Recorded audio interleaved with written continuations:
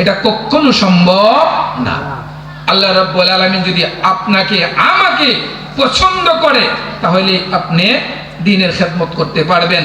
আপনি কি আল্লাহর প্রিয় বান্দা, না আপনি আল্লাহর কাছে অপছন্দনীয় বান্দা? তার একটা মাপকাঠি আল্লাহর রাসূল হাদিসের মধ্যে বলছে। আল্লাহ আপনাকে কি পছন্দ করেন না অপছন্দ করেন? আল্লাহ আপনাকে ভালোবাসেন না ঘৃণা করেন? আল্লাহর কাছে আপনি প্রিয় না অপ্রিয়? এটা মাপকাঠি আল্লাহ রাব্বুল আলামিন আল্লাহর রাসূল বলছে, ও দুনিয়ার মানুষ, যখন তুমি ভালো কাজ করতে আনন্দ বোধ করো, যখন তুমি কোরআনের খেদমত করতে আনন্দ বোধ করো, যখন তুমি কোরআনের খেদমত করতে অন্তরে তৃপ্তি বোধ করো, যখন মসজিদ মাদ্রাসার খেদমত করতে তুমি নিজেকে উৎফুল্ল মন মনে করো, তোমার কাছে ভালো লাগে, মন চায় দিনের কিছু খেদমত করতে পারলে, মাদ্রাসার কিছু সেবা করতে পারলে, মাদ্রাসায় কিছু সময় দিতে পারলে, একটা ছাত্রকে লজিং রাখতে পারলে, মাদ্রাসার নির্মাণে কিছু অংশগ্রহণ করতে পারলে, মাদ্রাসায় কিছু টাকা পয়সা দান করতে পারলে, মাদ্রাসার হুজুরদের সাথে একটু শ্রম দিতে পারলে, মাদ্রাসার হুজুর ছাত্রদের সাথে একটু সুসম্পর্ক বজায় রাখতে পারলে, যদি তুমি নিজেকে আনন্দ পাও, ভালো লাগে, মন খুশি লাগে, তাহলে আল্লাহর রাসূল বলে তুমি আল্লাহর কাছে প্রিয় বান্দা।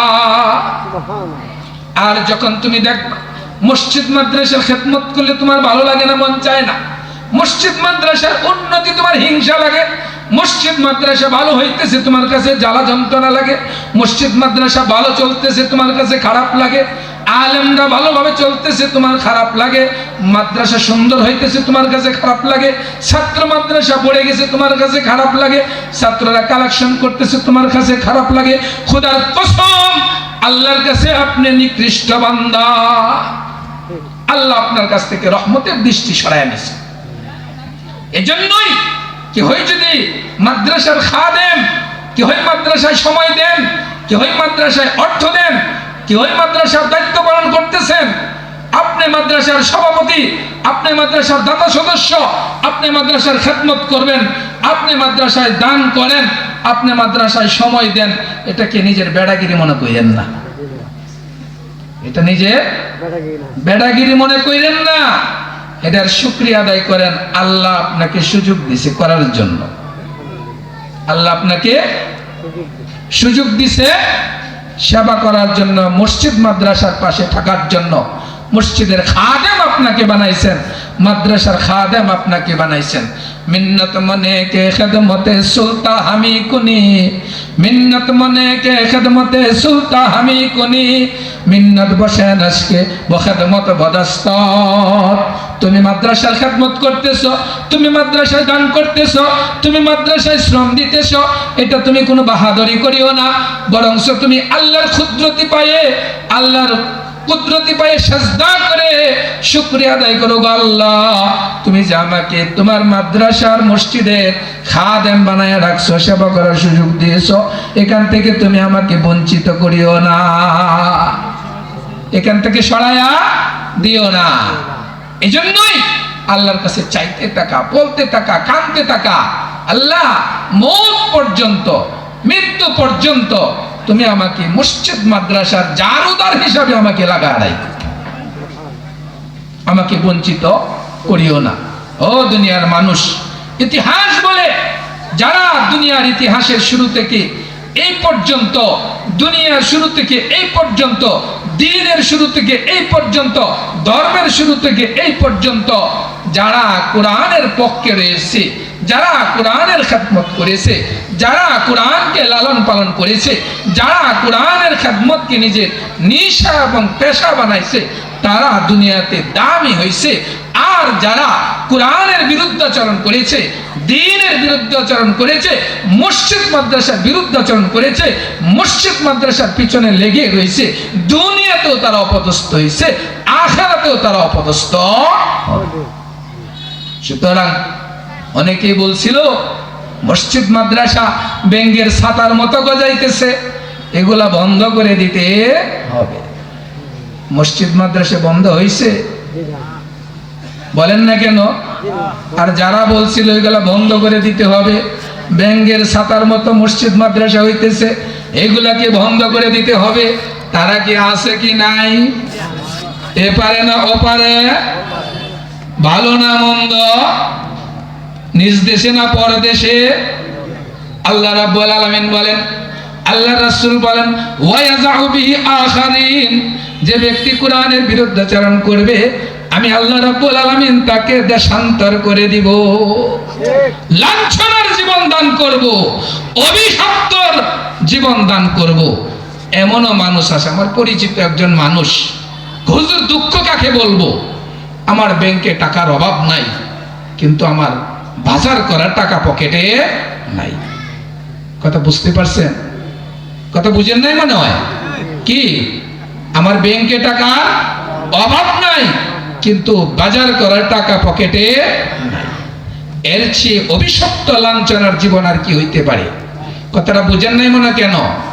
ব্যাংক যাওয়ার সুযোগ নাই, গর্তের ভিতরে আছে, গর্তের ভিতরে আছে।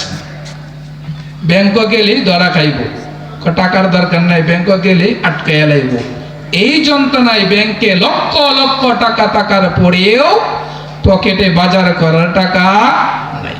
কারণ ব্যাংকে যাইতে হইব, সাইন দিতে হইব, সাইন দেনা টাকা উঠাইতো, ওই দিক দিয়ে নিষেধ করছে, ওরা আইলে আটকাইবা, গর্তের মধ্যে বই রয়েছে। কেন আল্লাহ লাঞ্ছনার জীবন দান করছে?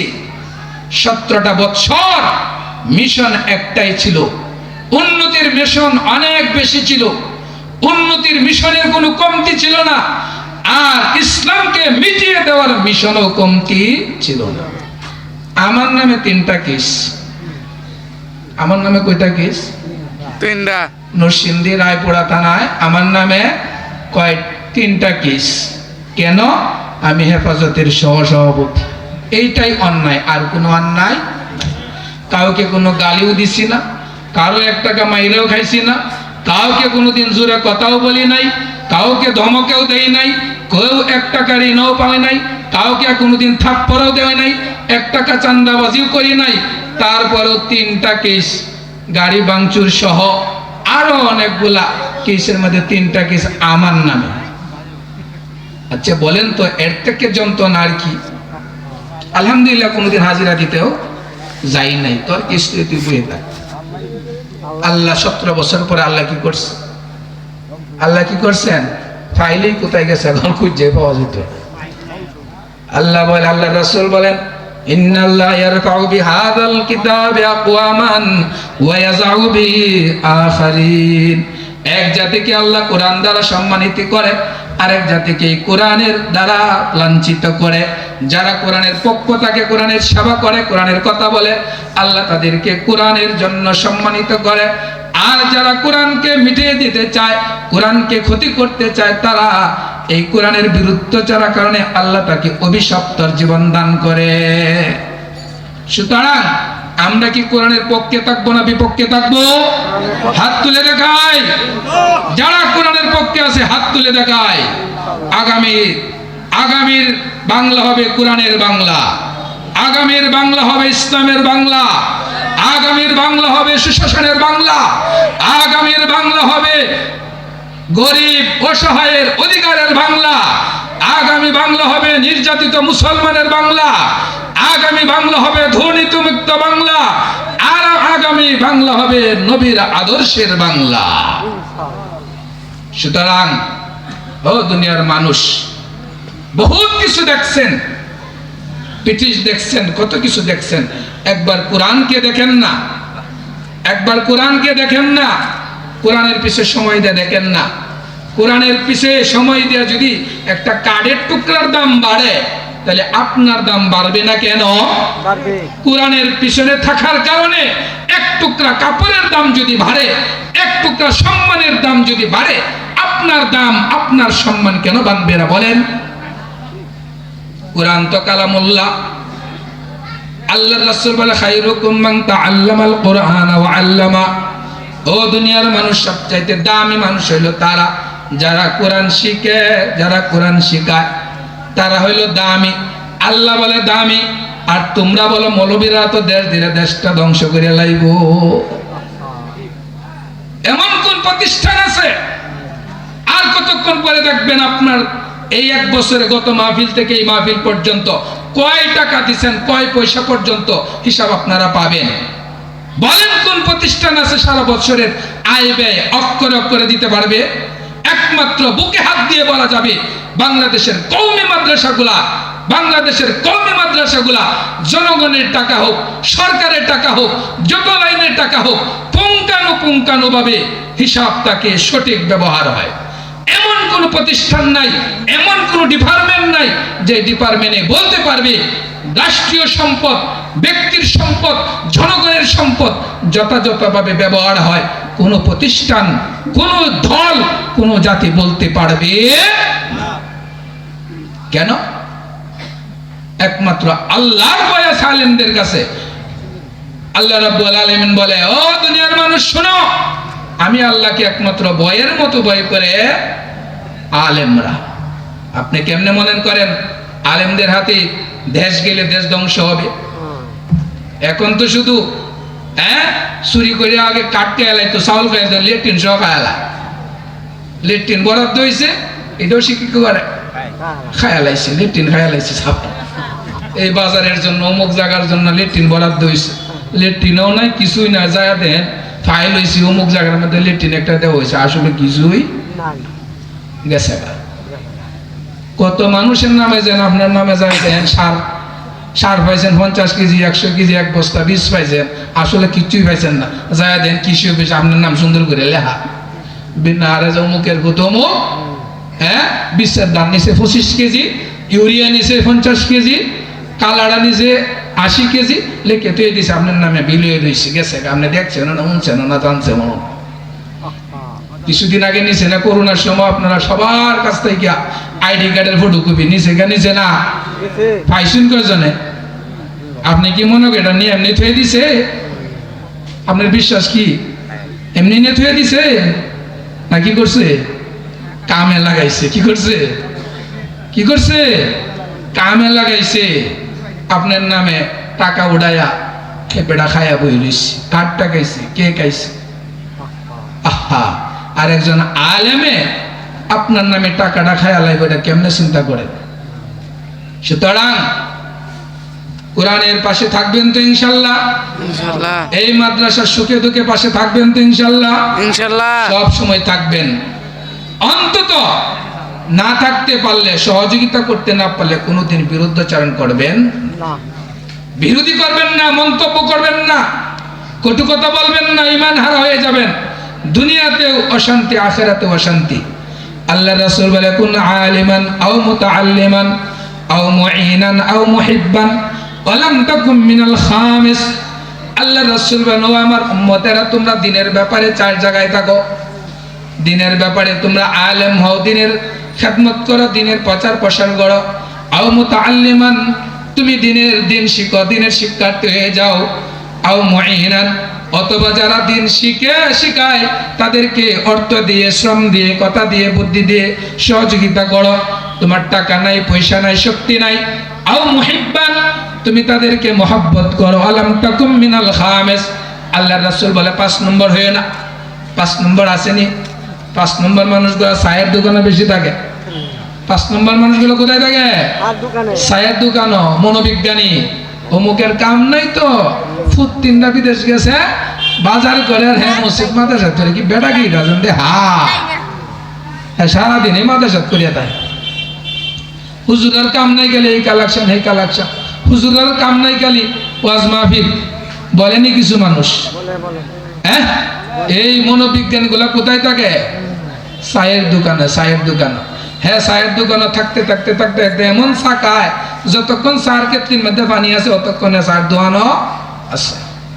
মাসের শেষে চায়ের বিল লইয়া লাগে কাজা। হ্যাঁ কবা, এই খাইতে খাইতে খাইতে খাইতে ধর 890টি হয়েছে। কইটা কি কথা, আমি 300-টির বেশি খাইছি। হ্যাঁ, যেন খাইছে খবর হই নাই। এই ফান্না ফান্না কথা চায়ের দোকানে বইয়ে কইছে। আর কি কইছে?